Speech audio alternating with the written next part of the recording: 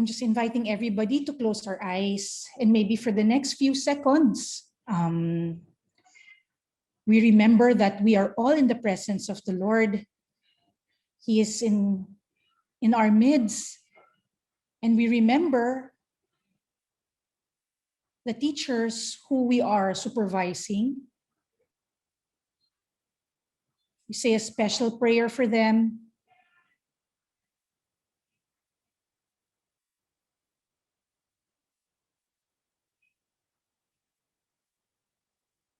And we also beg the Lord for the grace to have courage, to have the wisdom, and to have the strength to continue teaching and mentoring our teachers. For this intention, we ask for the intercession of our Blessed Mary, our Mother, by saying one Hail Mary. Full of grace, the Lord is with you. Blessed are you among women, and blessed is the fruit of your womb, Jesus. Holy Holy Mary, Mary, Mother of God, Mother of God, pray pray for for us us sinners, sinners, now and at the hour of our death. now and at the hour of our death. Amen. Amen. In the name of the Father, the Son, the Holy Spirit. Amen. Good morning, everybody. Morning. Thank you, Jay, Morning, and good everyone. morning. So, without further ado, Morning. I'd like to hand over the floor to Kate, who will lead us in our plenary session today. Excellent. Good morning, everyone. Thank you all so much for being here today. Thank you, Jay, for the prayer. And thank you, as always, to Galvin, Jen, Isabel, Solvi, Rita, Father Johnny, and all of the SALT team for keeping everyone informed and bringing us all together today. So let's take a look at our overview. We'll start with a discussion about 3 kinds of feedback. This is a super helpful way of categorizing the feedback you're giving and getting. And then we'll hear highlights from the breakout rooms. It looks like you had some lively conversations, so I'm looking forward to that. And we'll also look at a feedback example from one of your colleagues. And then we'll go into the 5 8s in action. I have some examples for you of ways to engage students using some online tools. And then finally, we'll get into the Q&A before we close. So we've been talking a lot about feedback over the last few months, and I want to zoom in now on the kinds of feedback that are offered in any context. All right. So imagine Lauren, okay? She's been teaching history for about 5 years, and she's handed in an online course to be reviewed by her supervisor. She spent many, many hours pulling the course together, and it's her first time teaching online.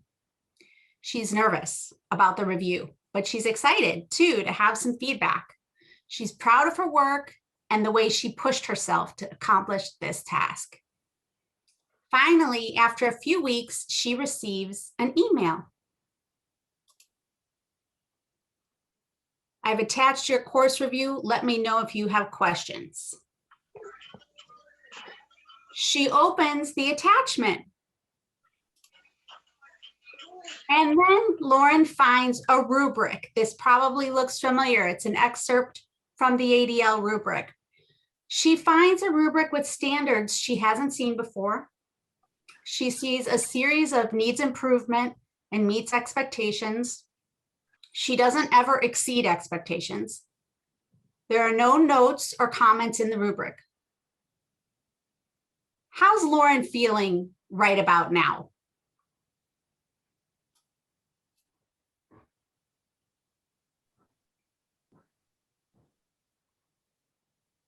Unsure. Unsure, definitely. Anything else? She's put a ton of work in this course. It's her first course teaching online. What else is she feeling? So over the chat, people are sharing disheartened, disappointed, frustrated, lost, demotivated, confused, anxious, discouraged. Curious about Yes. why this is the rating. So yes, what? all of these things. Yes. Exactly. Very confusing. So after cooling off a little bit, Lauren decides to write her supervisor and let her know how hard she's been working during the pandemic and that she'd like that hard work to be acknowledged. She doesn't mention it, but Lauren is also concerned the review is final and might affect her chances at tenure. And then she receives a message back from her supervisor. First of all, I want to congratulate Lauren for reaching out, because some people would just get that initial review and close down, right? They just wouldn't even say anything. I can tell you've put a lot of time and effort into this. You've shown real tenacity and resilience in this challenging time and context. And that's the whole email. So while Lauren is grateful for this acknowledgement, she's still concerned.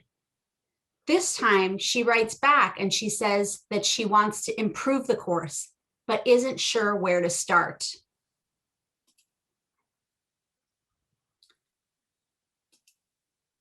This time, she said, she hears from her supervisor, you might consider adding another activity that encourages collaboration between the students, such as interactive Kami or a Nota Bene document.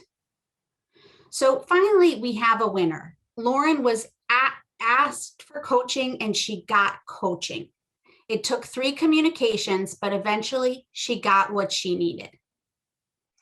And in this scenario, we're really looking at 3 kinds of feedback: appreciation, coaching, and evaluation. Pretty much any feedback you give or you get will be one of these 3 kinds. It may be a combination of the 2, but I want you to kind of think through what these are. So with appreciation, you're letting them know you see them, you value their hard work and their efforts. With coaching, you're providing clear, actionable, and helpful ways to improve a course. And the evaluation with the rubric, you're letting them know whether the course meets the defined standards.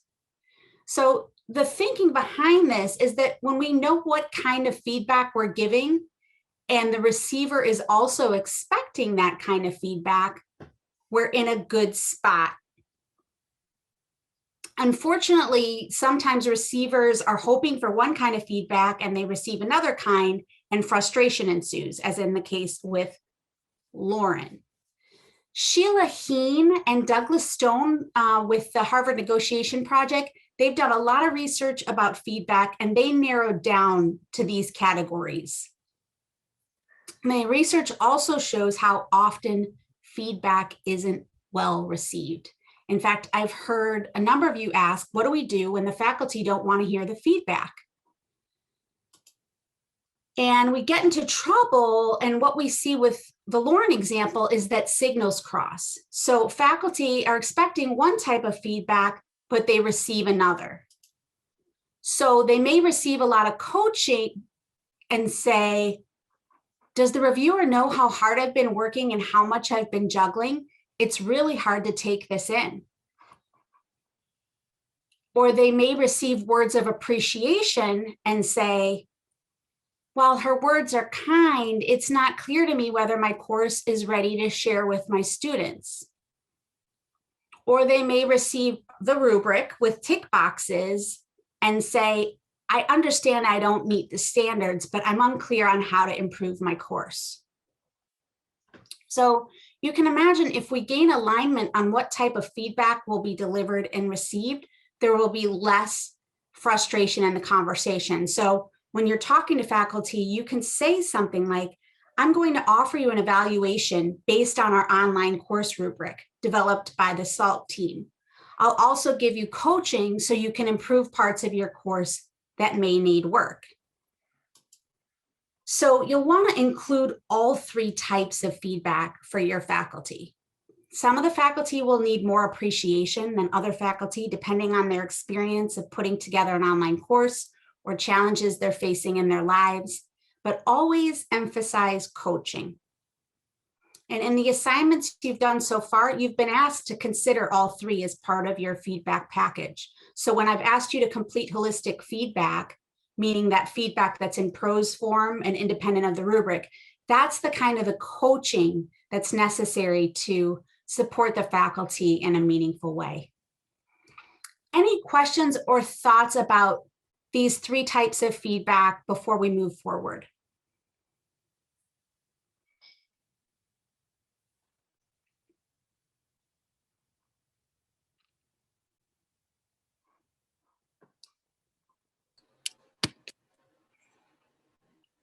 Yeah, Kate. Yeah, I'd just like to share from our experience here in the Philippines.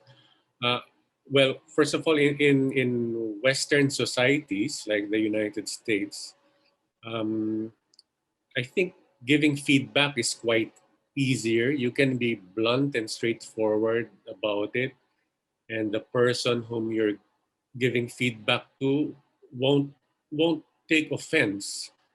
As much as I think here it's a cultural issue in the Philippines. When we provide feedback, it's usually navigating through a tangential provision of the feedback because we are afraid that whatever we say may hurt that person's feelings. So we tend to provide feedback in a more tangential or peripheral way.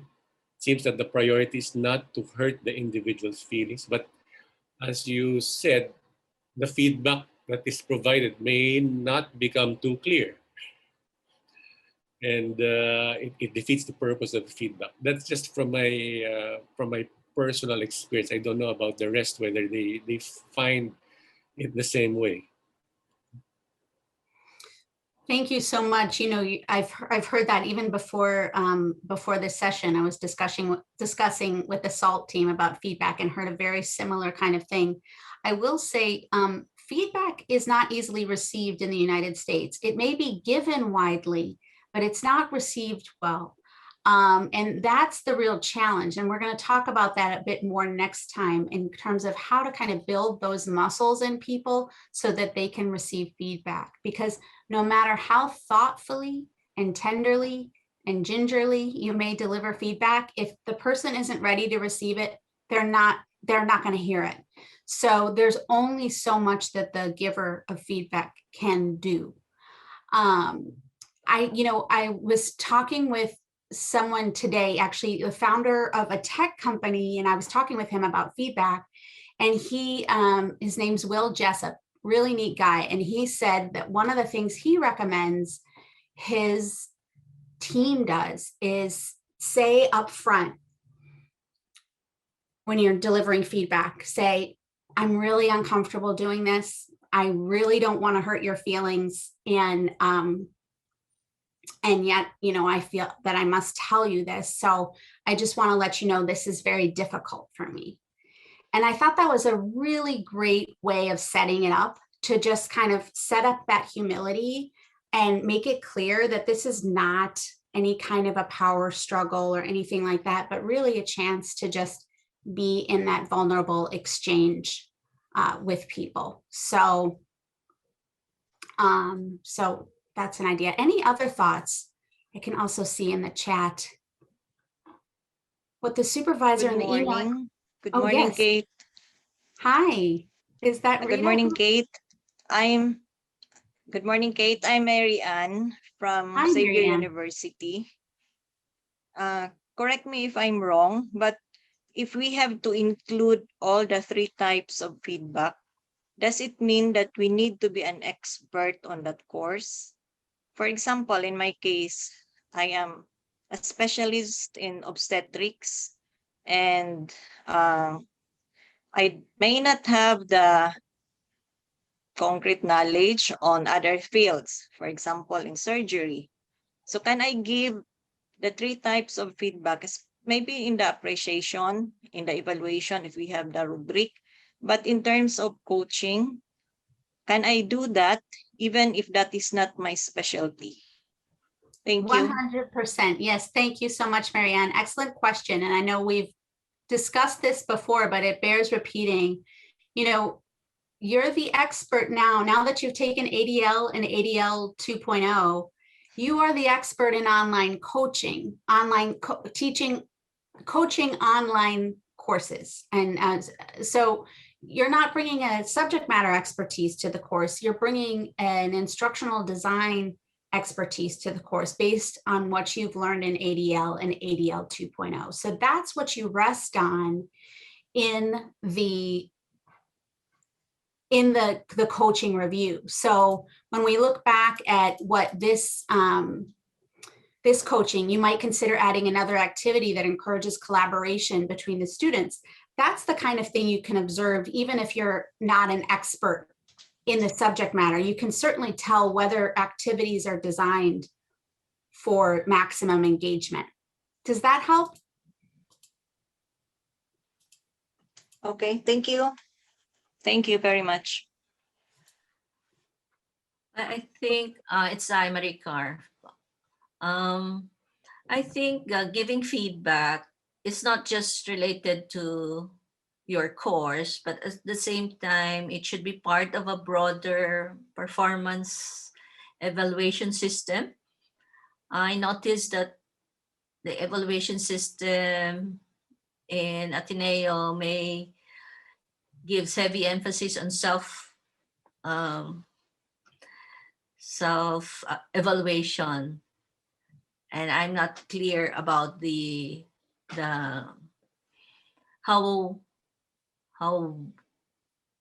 the non self evaluator what insights we get from them.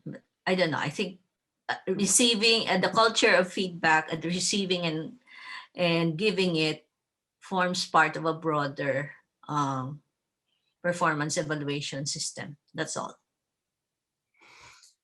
Yeah, you know, that's a great point. And I'm not sure I'm going to get at this exactly, but one of the things I've been hearing about is that there are two feedbacks, right? So you get your first feedback, and then how you receive the feedback can also be evaluated, right? So I think that's kind of what you're speaking to on a larger level. So on a larger level, this particular faculty member consistently has a hard time receiving feedback, right? And that's feedback that you can give them and something that they can work on. So, so yeah, I mean, I don't want to stray too far off topic here, but definitely when you're building a feedback culture, one of the things you can do is make receiving feedback with grace kind of one of the indicators, performance indicators for your faculty. Oh, very good point. Thank you. Thank you so much. Great. We're going to have a little more time for Q&A in a bit. I do want to kind of move forward if that's okay with folks. Just really quickly, again, I saw that people were really animated about their breakout groups. So I was hoping to hear from at least one person about highlights or notable things that were discussed among your group.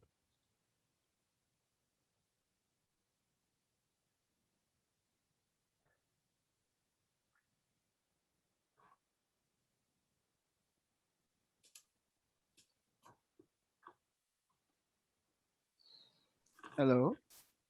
Yes, please Hi, come I'm on. Joel. I'd like to share about what we discussed about the 5/8 in the discussion. We noticed that the most common thing is that the 5/8 actually they quote unquote collaborate with each other. They are found in certain objectives, like there's an investigation, there's a contemplation, a creation, a discussion, collaboration.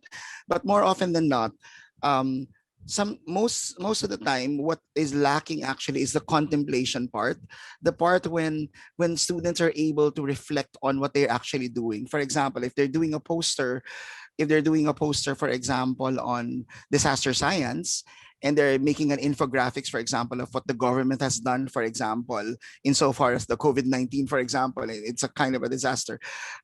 People tend to highlight things like, of course, the students begin to investigate because they have to research. They also collaborate because they have to do group discussion, etc.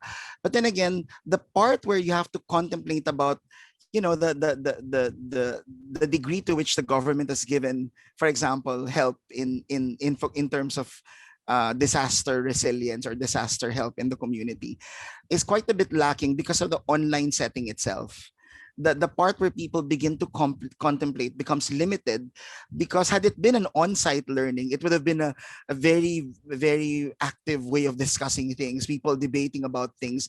But now, so the teacher has to have that form of skill to be able to handle the class in an online setting, to be able to give the proper questions, to instill in the students the ability to think or to contemplate well about those things. And I think one method that we have in the high school is the Ignatian pedagogical paradigm. In the IPP, there's a certain part that says there must be a reflection mode. And I think that should also be carried to university or higher learning kind of education, to be able to reflect on the kind of learning that we're getting, not only for the students, but for the teacher to be able to, share what kind of teaching mode or learning experience you want to have for your students. So in general, it's a very wonderful thing to be able to evaluate another's work, but it also gives you a perspective of how limited you are in terms of your own work. And it's a nice collaborative thing, this discussion. So thank you. Thank you so much for those comments. I noticed that too in some of the homework around contemplation and also collaboration, actually. But contemplation, I would argue that it's in some ways there's more room for it in the online setting, in the sense that students can do private journals that their professors review or their high school teachers review. There are ways to record private kind of video reflections on things that are going on. All of that can be handled digitally. But I do agree. I think that sometimes teachers hesitate in assigning contemplation and reflection exercises just because to really honor the work of the student and the deep reflection, it requires quite a bit of reading and thoughtful response. So, I see that, some fields of study lend themselves more to the contemplation and the reflection. I agree. I wish that they were a part of every class. I agree. And it's such an important part of learning transfer, but great comments. Thank you so much for sharing. Thank you. Excellent. So briefly, I wanted to spotlight the work of Miss Jackie Jose tonight. Her review of the 5 aids was very strong. Are you able to see on the screen now? Yes, we can. The font is a little small, but we can see the document. Great. I think that works better. Thanks, Kate. Great.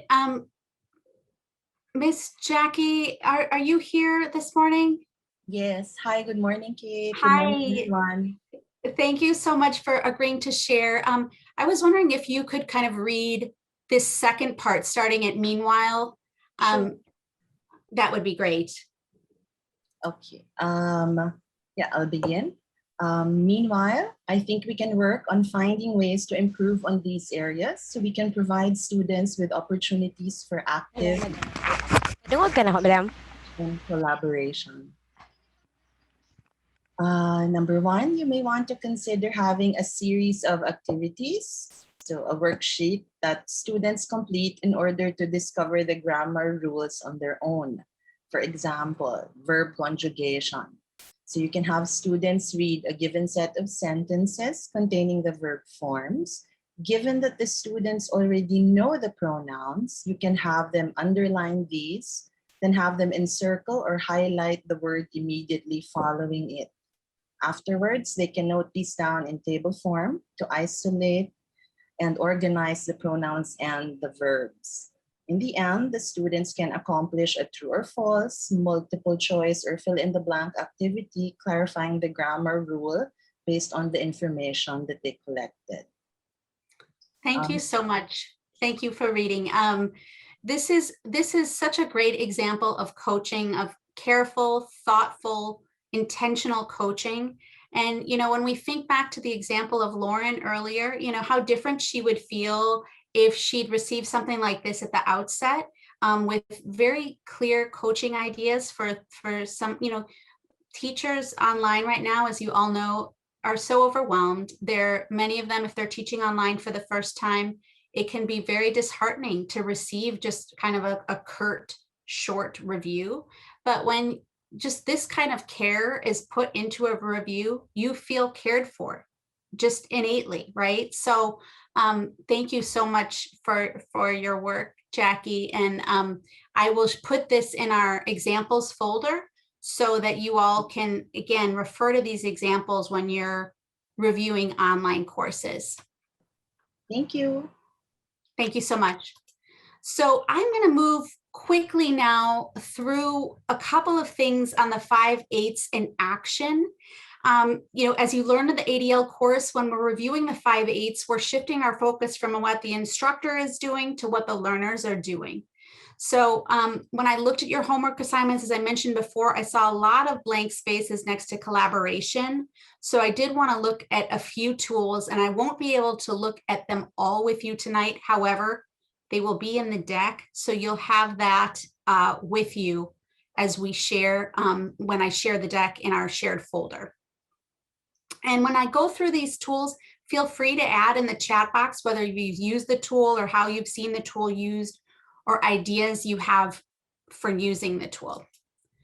So Flipgrid, I think many of you are probably familiar with it. I won't say much more here except to say it really gives students, online students, it gives them all a chance to speak and be heard. A lot of the times in these Zoom synchronous sessions, not all of the students are being heard, but tools like Flipgrid and VoiceThread give students a chance to speak. They can record ahead of time and share on a topic with their instructors and peers. And then, of course, with Flipgrid, their peers can respond back to them with video messages, and it's a really great tool. Another collaborative tool is Kami. Is anyone here, I'm curious in the chat box, has anyone used Kami? Up and engage interactively with the reading material. I'll just In share this a little example bit of a high here. school history lesson, students need to close read this chapter from the Odyssey. Students can use the markup tool to highlight or underline important sections of the text. When they come across unfamiliar words, they can use the built-in dictionary tool to learn definitions and help their reading comprehension. And for students who prefer to have words read out aloud, they can use the text-to-speech tool, making reading and analyzing texts accessible for learners of different abilities. They can even select from a range of voices and accents, as well as control the reading speed. With the text box tool, students can write notes anywhere on the document. And using the rich text editor, they can customize font, size, color, and text formatting to keep their work organized. So it's a collaborative annotation tool, much like Nota Bene, if you've looked at Nota Bene. And you can also... This way, they could mark locations on the map while keeping labels on the side to avoid cluttering.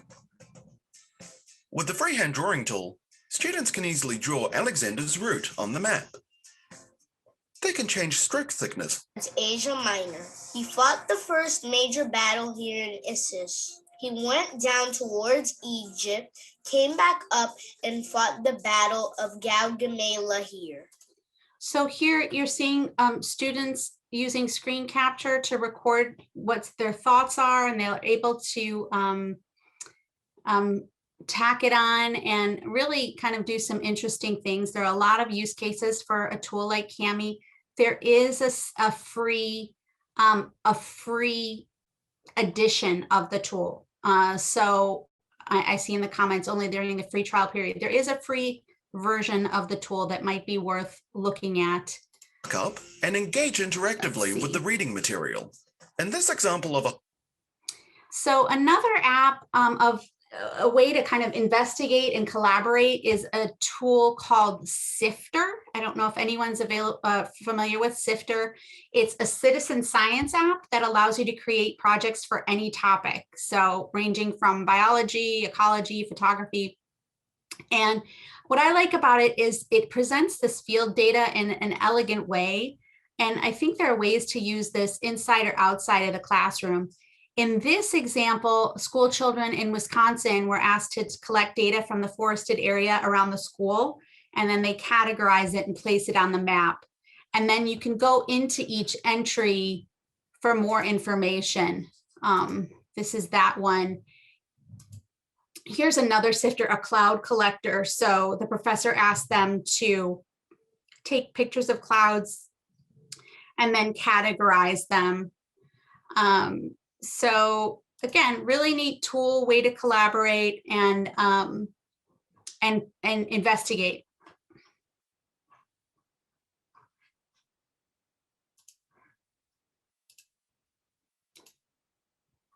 Goose Chase. So the Goose Chase app has a free basic app for educators that allows you to create missions and scavenger hunts for your students. I love this app. You know, teams of students are able to compete to find items that instructors assign, and then they take photo evidence at each point and post it on the app. And then the app keeps track of the team points, so you know which team won by the end. So there's just a lot of possibilities here for interactive team building activities. So you can do icebreakers, student orientation, field trips, so forth. Just about any content can go into it and to get your students working together. And it really encourages team building, problem solving, and the fun of a competition. They also have kind of ready baked goose chases if you want to copy it and adjust it. So this one is an ecology hunt, just to give you an idea. So take a picture of a heterotroph, take a photo of high biodiversity, take a photo of low biodiversity. So really neat stuff from grade school all the way through university.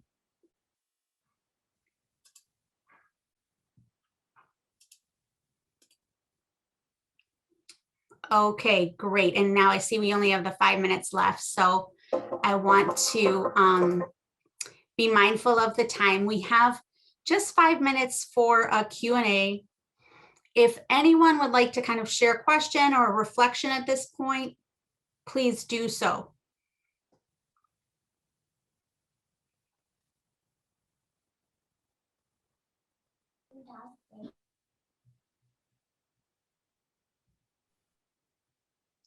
You're muted, Galvin. I don't know if that's intentional. Sorry. Oh. If you have any questions, feel free to unmute yourself, not like what I did. Or head over chat and ask your question there. We'll read it out for Kate to address. Hey, Kate. Hi. It's Paolo. Hi. I wrote something in the chat, and I don't know if it's right, but I feel that a lot of the difficulty that comes with receiving and giving feedback actually stems from the relationship that you have with that certain person. So it's also important to maybe even use the structures of leadership to form that relationship. So, for example, I think that if I focus more on appreciate during the first part of the year, I think it builds their confidence and also their belief that I can actually see what's good, what they're doing that's good, what's good in them.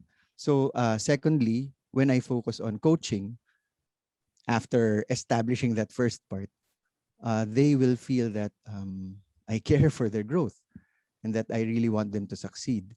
So by the time I do evaluation, I think I've invested enough so that even if sometimes it feels like a withdrawal of that I'm hurting them or I'm saying hurtful words, they can interpret it using that previous relationship or that relationship that we have built through time. So I don't know if that will work for Filipinos, at least to actually have that trusting relationship first, so that when you say those words that might be misinterpreted, they'll always interpret it in the better light because they know you and you know them. So what do you think of that? Kate. I think that's very wise, Paulo. Thank you so much for offering that. I think your instincts are really strong. I mean, it's like you're scaffolding kind of the feedback process and kind of warming up to it. I mean, sometimes we don't always have the luxury of that time, right? Sometimes we don't have the time to build that trusting relationship, and we still need to deliver a review in, within a month or whatever it may be. So when we don't have that time, I think just making sure that we include appreciation and coaching. And for some of you, this may seem very obvious, but I did review a lot of the homework. A lot of the homework was just checking the boxes. And I understand, that folks are really busy and it's a really challenging time right now. But what I wanted to impress upon you all tonight is what that might feel like if somebody were just to receive a rubric with check boxes checked and no coaching and no appreciation. I think that could end up really, really being difficult. So again, thank you, Paulo, for those insights. And actually next time we will be talking about the relationship and what's implicated there when you're giving feedback. So there's research around the 3 different ways we receive feedback, whether it's what we think about ourselves, what we think about the person giving it, and then the feedback itself, whether we think it's factual or not.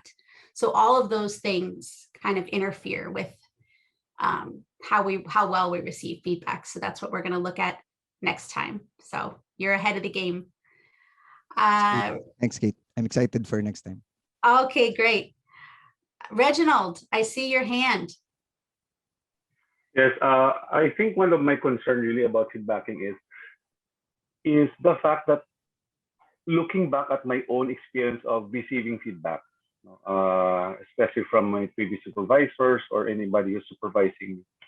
And the struggle here is if I don't receive good feedback then, my struggle now is how can I give a better feedback to my subordinates, which I'm handling now. It's really a struggle. So, parang it's just like this. If this is the way I receive feedback, so this is how I will give feedback as well. So I think there's the struggle within me now. How can I give good quality feedback if in the previous task I didn't receive that feedback as well? So that's my struggle as a supervisor also as well.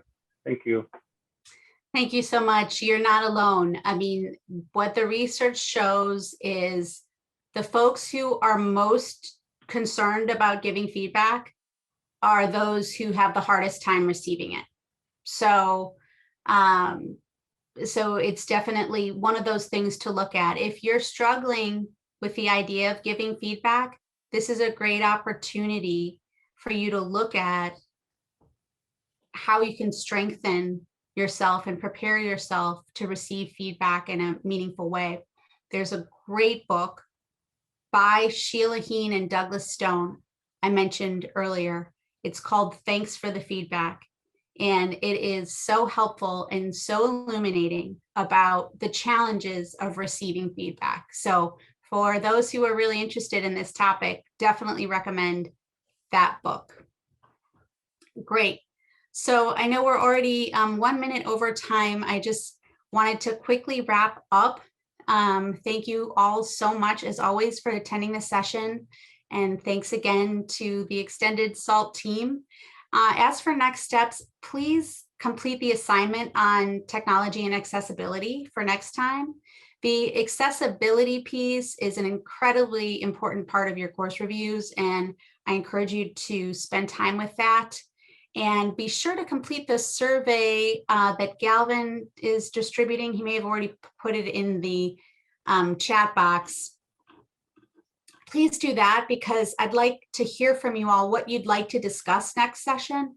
Of course, we will talk about accessibility and we will talk about feedback again, but if there are other topics that you really want to address before we wrap the series, I'd love to hear from you. So please include that if you would. Okay, so wish you all a beautiful day ahead, a beautiful month ahead, and I look forward to seeing you all again on June 8th for our final session. Thank you so much, Kate. And thanks to everyone who joined us today. Have a good day and enjoy the rest of the week. We'll see you again in our next session.